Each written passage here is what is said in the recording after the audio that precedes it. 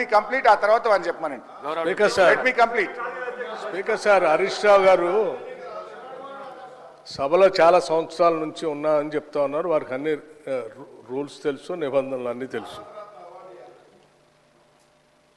Question అవర్లో క్వశ్చన్ను అడుగుతారు, సమాధానం చెప్తాం. క్వశ్చన్ ఉంటుంది కానీ వారు షార్ట్ డిస్కషన్ లాగా ఉపన్యాసం చెప్పుకుంటూ పోతా ఉన్నారు.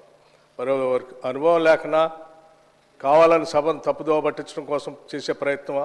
మీరు అడిగారు, ఈ అప్పుల పైన మీరు తప్పుదోవ పట్టిస్తూ ఉన్నారు, గోబెల్స్ ప్రచారం చేస్తున్నాం, ఏదంటే సభలో చర్చ పెట్టండి. ఎస్, మేము రాగానే సభలో చర్చ ఉండాలనే వైట్ పేపర్ పెట్టా మీరు చేసిన తప్పులు అన్నింటినీ.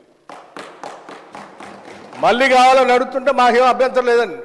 మేము అసలు పూర్తిగా ఈ సభకి, రాష్ట్ర ప్రజలకి వాస్తవాలన్నీ తెలియాలనేటువంటి ఆలోచనలో స్పష్టంగా ట్రాన్స్పరెంట్గా ఉన్న గవర్నమెంట్ ఇది.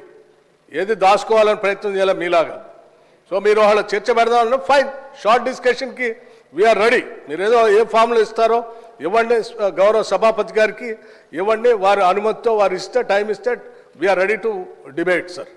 అంతేగాని ప్రశ్నలంతా వదిలిపెట్టి మొత్తం పాత కథలన్నీ చెప్పుకుంటూ వారి చరిత్ర అంతా చెప్పుకోవడానికి ప్రయత్నం చేస్తే అది వినటానికి మేము ఈ ప్రశ్న క్వశ్చన్ అవర్ ఇట్లా వేస్ట్ చేయొద్దు అధ్యక్ష.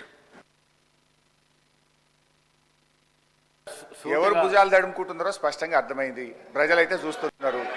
అయితే అయితే అయితే గౌరవ డిప్యూటీ స్పీకర్ గారి యొక్క సవాల్ను నేను స్వీకరిస్తా ఉన్నా. ఆల్రెడీ బీఆర్ఎస్ పార్టీ తరఫున మేము ప్రివిలేజ్ మోషన్ ఇచ్చాం. Privilege motion on honourable deputy CM we have given sir. That privilege motion is pending. Sir సభ మళ్ళీ సభను కూడా మళ్ళీ తప్పుదో పట్టిస్తున్నారు అధ్యక్ష, మళ్ళీ తప్పుదో పట్టించిన